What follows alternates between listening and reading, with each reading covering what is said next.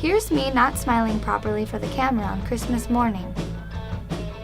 Here's me and my older sister at a very 90s Kmart photo shoot. Based on these images, I like to think I had a pretty average childhood.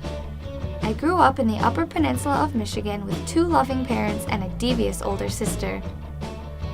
My dad cooks for a living, and my mom works at a grocery store. It's pretty normal. It's pretty boring. But there is one thing that makes my parents kind of interesting.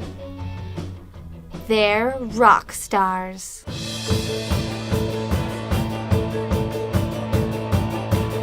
Welcome to the Caribou Live. Thanks for coming out tonight. We are the band Xtra. We have from right here in Ironwood, Michigan. Woo!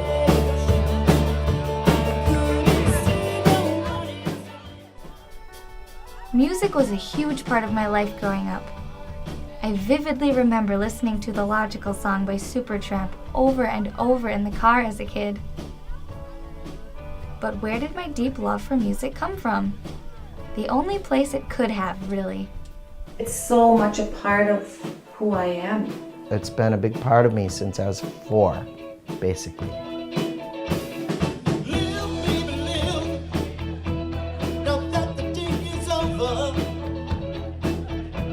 We had a little player piano, old player piano in our house. And I play on it all the time. And I heard something on the radio called Love is Blue when I was like 4 and a half. And so my mom said, "Where did you learn that? Who taught you that?" And I said, "I heard it on the radio." So she said, "Well, can you do more?" So then I continued to start just learning stuff by ear. And then that's when I got started with actual private lessons.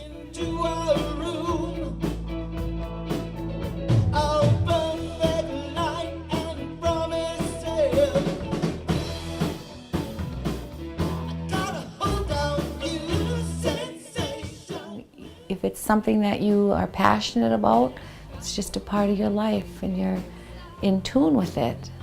Not just yourself, but all of nature around.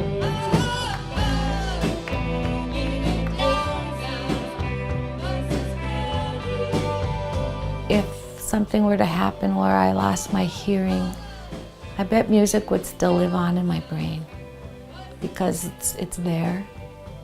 Look at Beethoven. Beethoven was deaf, right? No, or blind. What was he? Beethoven was deaf.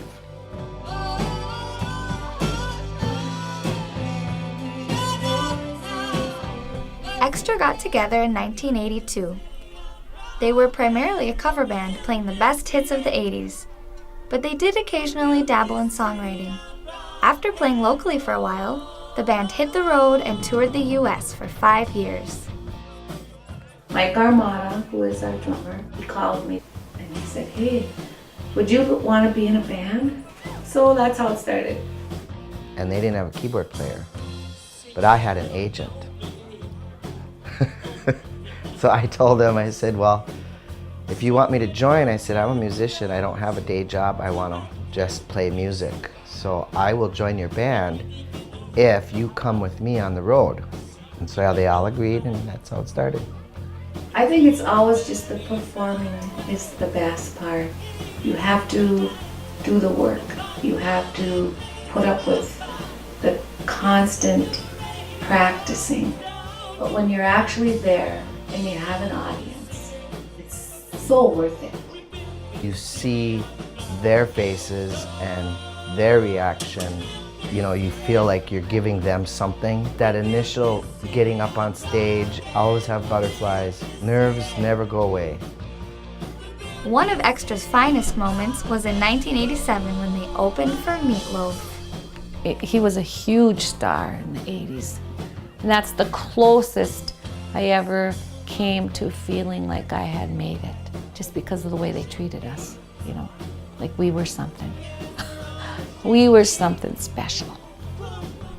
For Xtra, being on the road was all about the music, except for when it wasn't. There was drugs going around, but we weren't big into them. Of course, we partied. We liked our alcohol. We all indulged once in a while. I didn't. We were focused on our music always. We were very, very leery about getting strung out on drugs.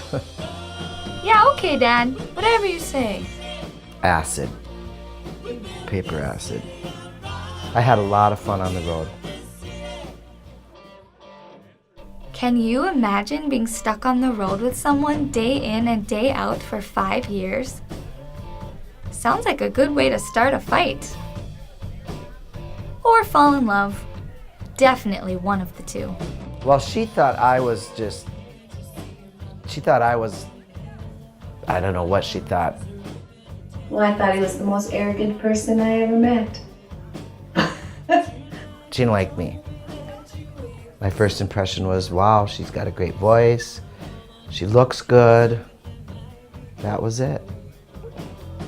He came to hear our band, and he immediately wanted to join us, but very talented, so I was on board with it.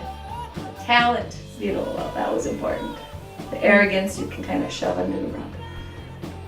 And she was too, I'll say hoity-toity. I mean, she wouldn't drink out of plastic. You know, she had to have a real wine glass. He wanted to be in charge immediately. Well, you guys should be doing this, you guys should be doing this. It's like being at a wedding and he says, you should cut the cake. Just settle down. It was a little difficult because I was the boss. And I would get mad when she wouldn't help out as much in the band. She wouldn't bring shoes to tear down, she'd still have her high heels on. At the end of a gig, it's like, put some sensible shoes on. So yeah, my parents didn't exactly like each other at first, but clearly something changed, because here I am. We realized how much we had in common and how much we were able to talk and talk And talk, and talk. and talk and talk and talk We would stay up late and talk. and talk. And we just became friends. I could possibly marry this woman. We liked each other and we appreciate each other. We never talked about marriage, and I just surprised her with a ring. I was going to propose to her because it was going to be her birthday that week.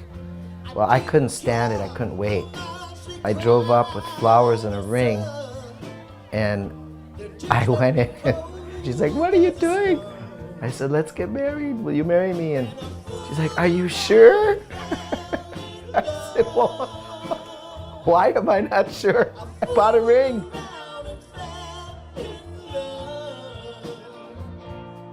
We are very committed. Not that it isn't hard, as it is sometimes. We've been married now 27 years. Still best friends. Well, who'd have thought that I would be still in a band at 54? It's great.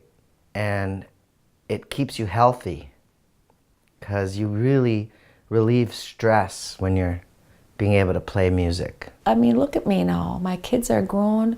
I'm a grandmother, and I still get to sing. So, everything's good. So, what's it like having rock stars for parents? Well, most days I don't even think about it, but I will tell you this. Seeing my parents rock out in their 50s reminds me that ordinary people do extraordinary things.